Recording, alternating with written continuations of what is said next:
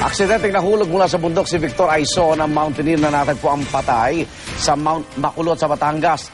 Batay yan sa isinagawang otopsiya ng pulisya. Na-cremate na ang labi ni Victor at nakaburol na sa Mount Carmel Chapel. Live mula sa Quezon City, saksi si Mav Gonzalez. Mav?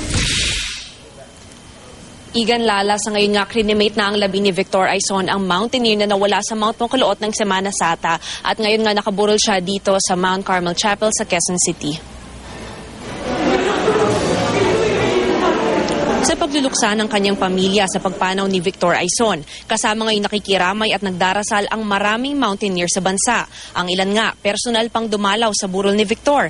Masakit man na bunutan daw kahit paano ng tinik ang mga nagmamahal kay Victor, pati ang buong mountaineering community na hindi sumuko sa paghahanap sa kanya na inabot ng 2 linggo.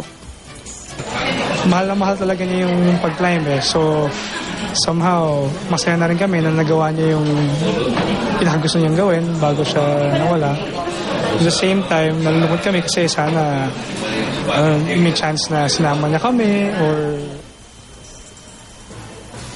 Alas 10:30 kahapon nang matagpuan sa delikadong bahagi ng Mount Makulot ang naaagnas ng bangkay ni Victor Joel Aison na umakyat sa naturang bundok noong Pasko ng pagkabuhay. Pero sa otopsiya lang kaninang madaling araw na kumpirmang kanya ang labi matapos itong ikumpara sa mga dental records ni Aison na dinala ng kanyang mga magulang.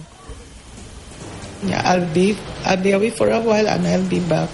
Sabi niya ganun, kaya isipin ko na lang na gano'n na balang araw babalik siya sa amin. Nung maliit siya, nagkaroon siya ng medyo malalang karamdaman. Sabi ko, pahiram mo siya sa akin, huwag mo muna siyang kuhanin. At aalaga ko siya. Lahat naman tayo may hangganan na mahirap naman hindi tanggapin. Baka lalong masakit naman hindi mo tatanggapin. Batay pa sa resulta ng otopsiya, nahulog mula sa bundok si Victor at bumagsak ng padapa. Nabasag ang kanyang panga at nagtamuri ng iba't ibang fracture o bali sa katawan. We believe that it's an accidental fall. Wala pong indikasyon na sinaktan siya bago mahulog. Igan Lala, wala pang ang pinal na plano ang pamilya Aison kung hanggang kailan ibuburol ang labi ni Victor dito sa Mount Carmel Chapel. Pero ang balak ng pamilya, dito na rin mismo ilagak sa Columbari ang kanyang mga abo. At live mula dito sa Quezon City, ako si Mav Gonzalez, ang inyong saksi.